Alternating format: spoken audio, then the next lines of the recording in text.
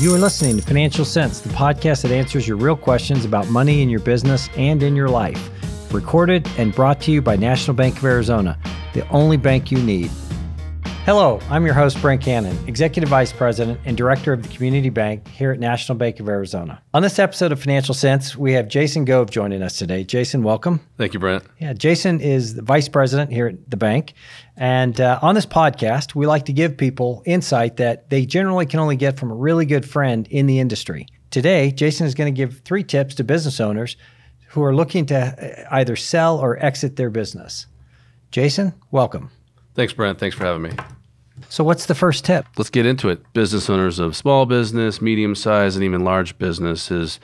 The first one being getting the business ready to sell, preparing that business to be sale ready.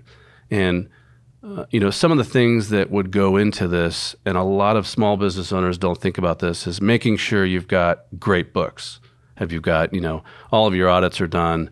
The bookkeeper has everything in order. Can somebody quickly come in, assess the value of the business, look at the business, look at the financials, and say, okay, we know exactly where everything's at. All right. So that's one item. Getting the business ready to sell. Another key area is taking stock of your client list.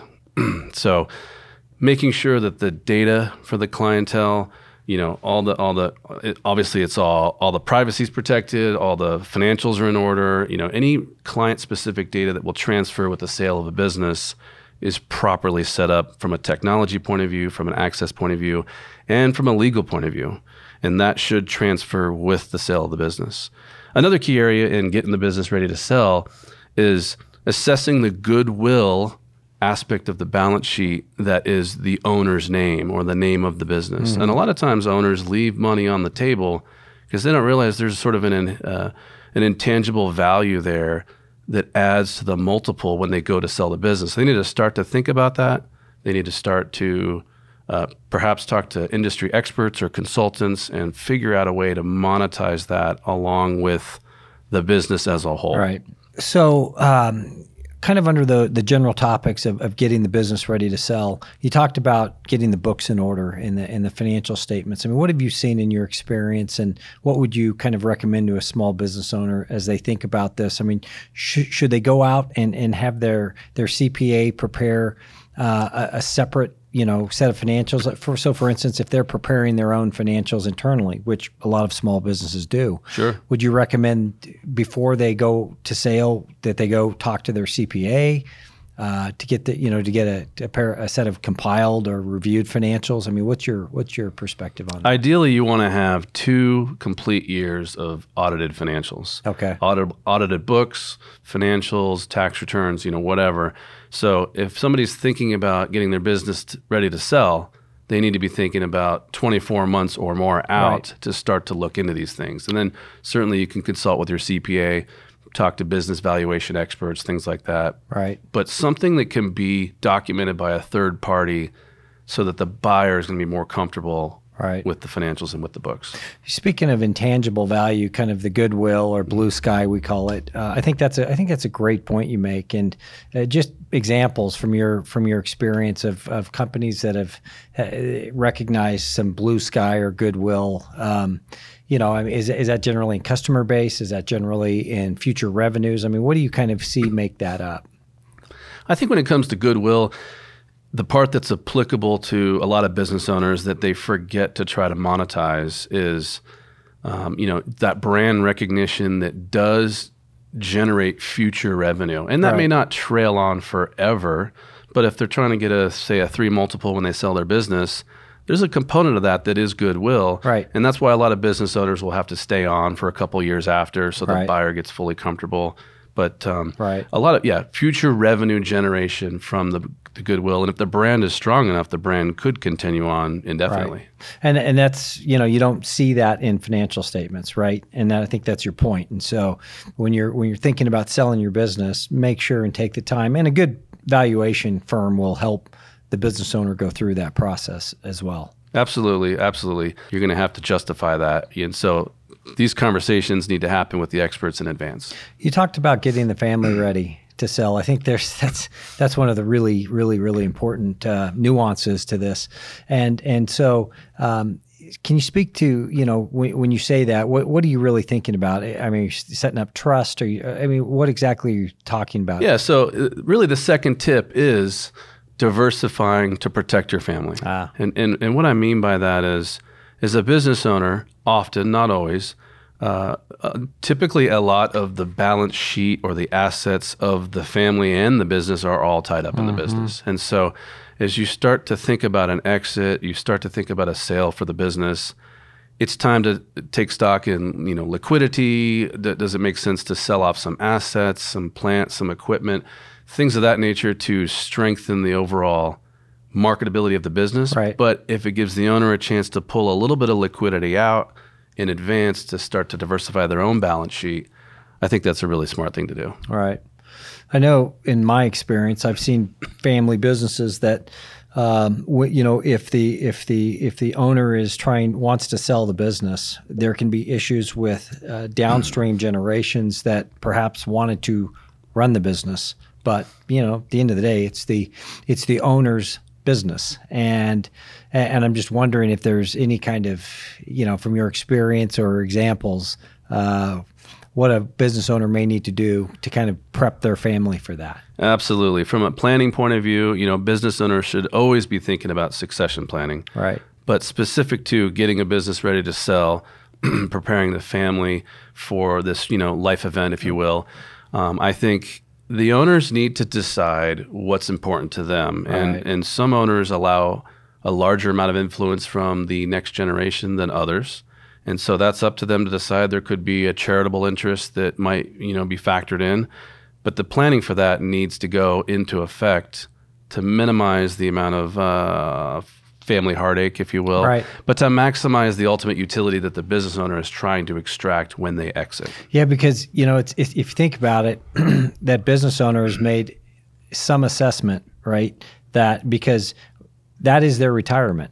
And in terms, if the business is handed to someone in the family, to the extent that it doesn't continue as a going concern, at least at the level to afford that person some cash flow in retirement, that's when the decision probably is made. I better sell this and get paid now, right?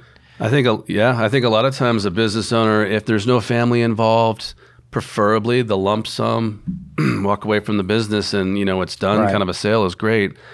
Often, and when I say often, I mean, 80% or more of the time when there are multiple generations, it's not typically a lump sum. It's some form of a income stream that's going to be paid over time. And if the senior owners exit, if the goodwill that's generated from their name, their brand, if that's not maintained at the same level by the next generation, there could be risk of those income streams not being what's expected. So there's a lot of discussion that needs to happen with the two generations to really understand from a financial point of view and a legal point of view, like this is what we're putting on paper. Right. When we sell this business to the next generation, it's based on these numbers, these multiples, these financials. And if that doesn't happen, there needs to be a contingency plan to deal with it. Right. That's great. So tip number 3. Tip number 3. Generally, a risk management review, and I mean a broad risk management review, is a good idea for anybody who's thinking about selling a business. So let's start with the business. Legally speaking, what kind of obligations, what kind of liabilities, what kind of things could change if there was to be a transfer of ownership? What things cannot transfer owners? So in certain cases, certain leases could be locked or things like that. So a general review of some of the legalities of the business, the name, the brand, owned assets versus client lists, non-compete issues. That's a real common thing that needs to be discussed and reviewed. The second thing is sort of a broad insurance analysis to just look at, of all the various coverages and things that, risk management that's done for the business, are we current? Are we properly covered?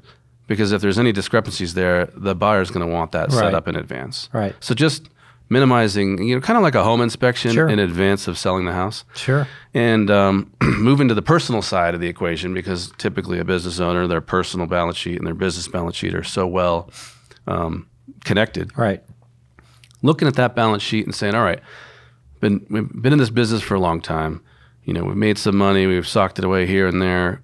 We're probably going to have some kind of a liquidity event that's going to be meaningful, hopefully. Right. If they got the business ready to sell properly, and now they're going to monetize that business that they want to exit from, we're going to have a liquidity event. There's a lot of things that go into that. And, without going too deep, just to start to think about how that will change the personal financial situation of the owners that are leaving and the increasing financial liability perhaps of the next generation taking over. Right. So these are some separate conversations that need to happen, and then some, maybe family dinner table conversations that need to happen as well. Right. Yeah, that's an interesting concept. When you start thinking about doing a risk assessment, my mind goes to current and contingent liabilities as it relates to, first and foremost, are you in a current lawsuit, right? And that would be something we'd probably talk to a business owner, and some of that's common sense. It's going to be awfully tough to sell anything that's in current litigation. Sure. But what's often overlooked is kind of this contingent litigation or liability that's out there, and I think that's probably gets picked up in a risk review. Would you agree with that? Definitely, and kind of tied it back to the first recommendation where we discussed getting the financials in order. A lot of times there can be lurking liabilities inside of the financials, and maybe the business owner is kind of aware. It's not that you can plan for every little detail, but the buyer may not be aware. And so I think it comes down to, as part of the risk review, the third tip, there needs to be a lot of disclosure. You want to get that all disclosed to the potential buyer. Make sure that they feel really comfortable. Right. And then, and whatever that might be, maybe you have some clients on the books that are a little bit of a liability client. Everybody's had that experience. So things like that, try to unsurface those, uncover those, and just disclose them. And if it's a problem, deal with it. Yeah, I think that's a great point. Well, Jason, those are 3 great tips.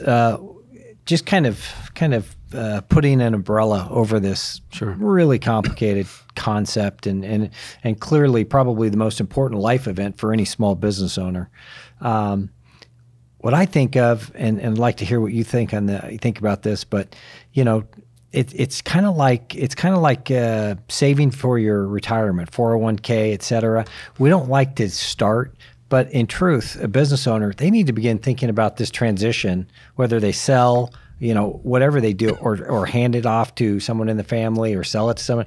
They need to start thinking about this early and begin planning. Don't you agree? Absolutely. And, outside of the 3 tips, sort of a summary item would be, you always need to be of the mindset, if the opportunity comes along to sell the business and it's the right number, you've got to be prepared to do that. Right. That's just smart business. And, and if you want to go start another business, great. But if somebody knocks on your door and gives you a number that is just potentially overvalued and it's a good deal for you, you've got to be ready to do that. And you have to think of your business kind of like your future retirement, if you will, and monetize that. Kind of always thinking about the value, right? The value proposition, and am I building value for this thing called my business that will ultimately improve that value, or does it hurt it? And so while you may make different business decisions, for instance, investing in your fleet of delivery trucks, let's say for a delivery business, that may be in the short term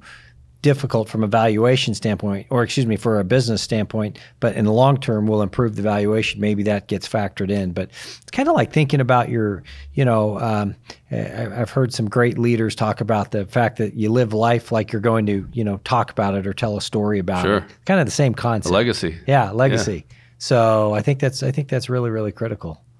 So Jason, thanks so much for being here today and providing your 3 tips for business owners who are trying to look for a way out. Those 3 tips are getting ready to sell, which I think is critical, and there's a lot of components that go along with that.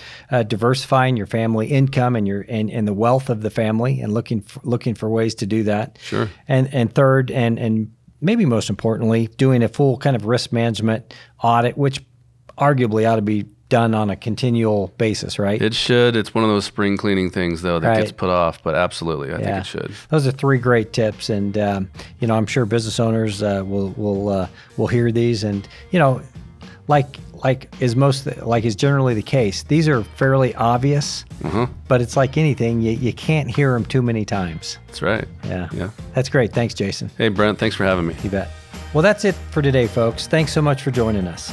Please check out more episodes on your favorite podcast platform or watch us on YouTube. If you have any financial questions, please shoot us an email at financialsense@mbarizona.com. We'll do our very best to get them answered. Thanks again so much for joining us.